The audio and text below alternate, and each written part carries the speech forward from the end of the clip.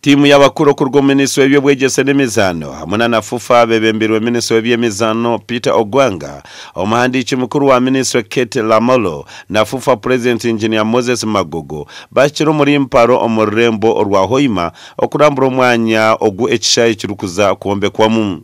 Ogwanga Agacencwire bizire kureba no kuhamya bakama bitaka era hamuna no kurambura ebindi ebikwetengesa nkaza hoteli n'ebindi ebishayi ebyo kutendekerwamu.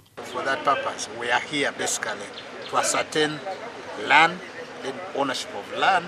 The other one is to check on the training facility. Training facility, like we all know that one stadium will hold always host 4 games. As a country, we are going to have Nambole 4, Nachivugo 4, Hoima 4. So those are about 12 teams. So 12 teams need minimum of 12 5-star hotels. Engineer Moses Magogo, President wa FUFA nagira ngo hatabategeze za design oku ekishayi kirayombe kwe. We've been able to look at Masindi Stadium. We've been able to look at Masindi Stadium, which has a bit of work to do.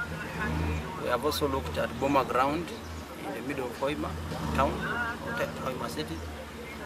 And our plan is also to do training pitches together with the new proposed stadium. Uganda ne rumwa mahanga shatu agarumu Kenya na Tanzania agahirwa umugisha kutebekanisa empaka za AFCON mu 2027.